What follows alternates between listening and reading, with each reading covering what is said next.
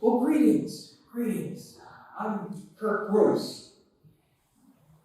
I guess Reverend Bruce. The reason I struggled with that is my father was a minister, and so growing up, as in the intro, I wanted to do anything but be a minister. Now here I am, having served 30 years, retired. But what a joy it is to come and share with you this day. I can remember in 1970, I was in 5th grade, and I walked in, and my 5th grade teacher was Mrs. Keeler. As a 5th grader, it is not a positive experience to walk in and have the teacher know your parents.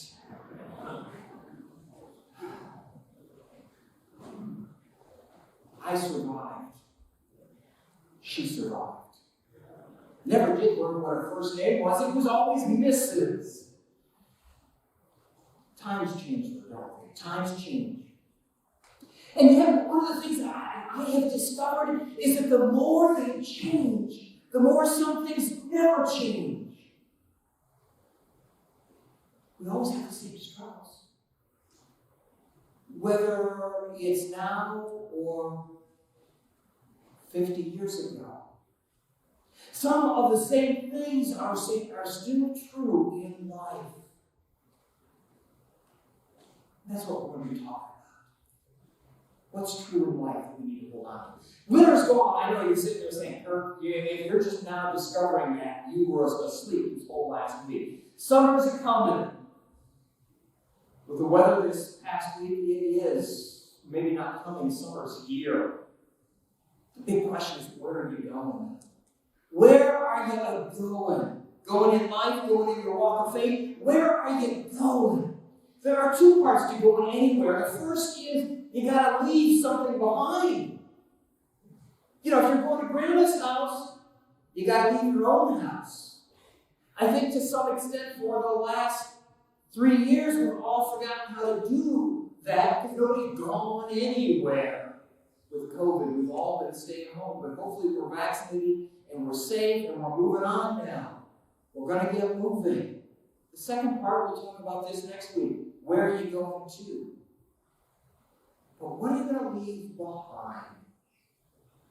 What are we moving away from? Our Old Testament scripture out of Isaiah, in the middle of it is the calling. It is the challenge to forget the former things. Don't dwell in the past. Did you hear that? Don't keep living in yesterday. I'm preaching to myself on that. How easy it is for me. Boy, I loved that. That was great. And I stopped.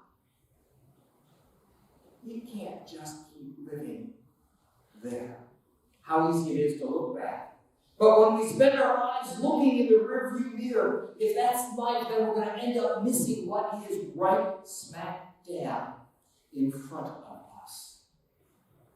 We have to be looking ahead. Or we're going to miss the challenge. The challenge to shape today, we're going to miss the challenge to shape tomorrow because we're too busy looking at, oh, that was nice, yes. And I stand here and I look. Too busy looking back. In other words, we have to let go of yesterday in order to hold on to today.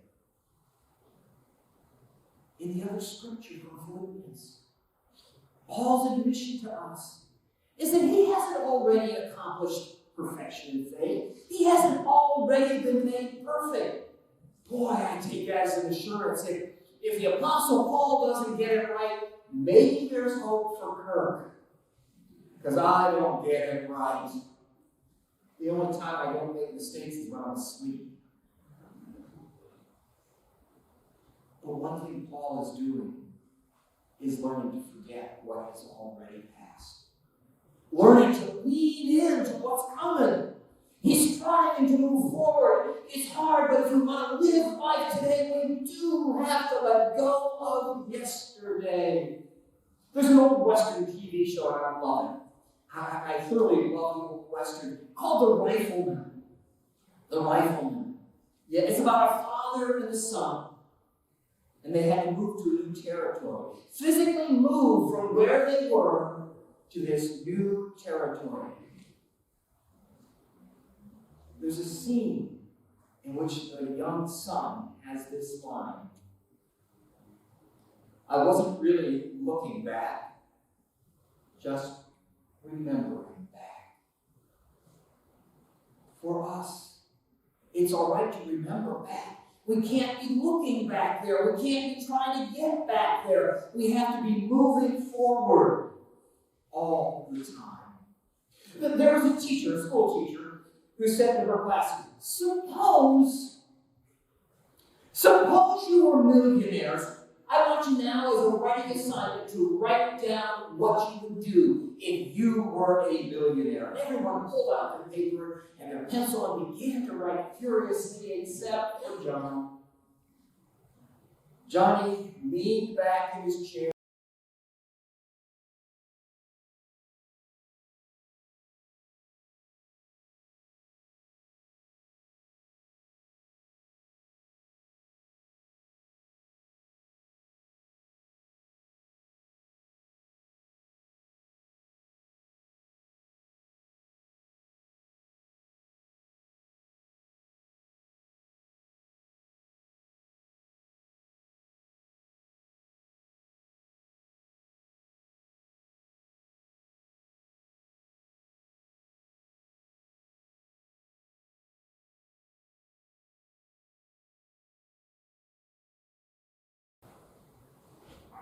Two years ago,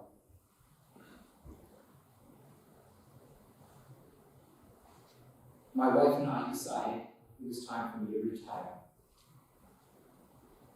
My mother had passed away, and my father at 92 was living alone, still living alone, on a farm in southeastern Ohio.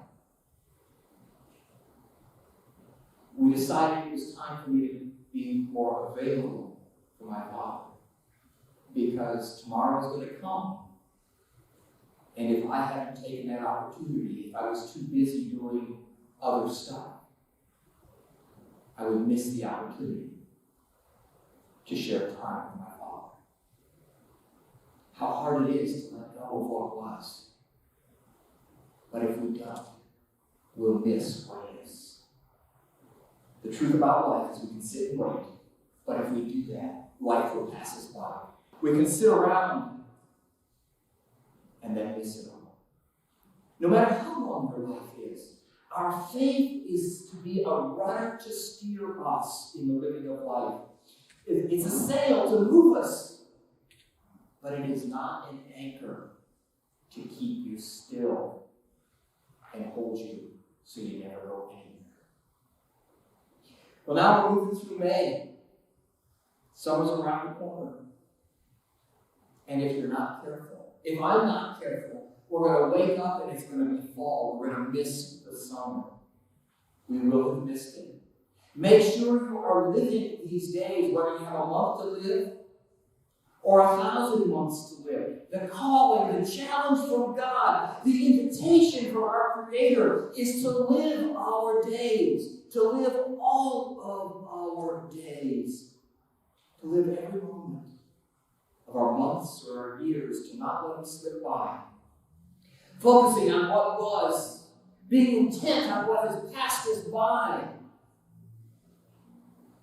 is missing what is right in front. We need to look ahead. I was reflecting on getting older with a friend recently, remembering back to places I've known, people I've known, things that I've done.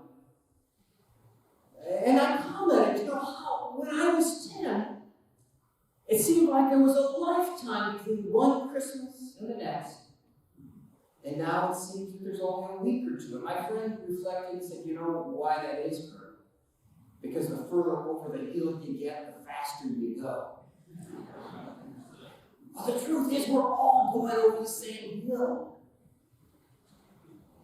That's right. It does go fast. Don't let it slip past.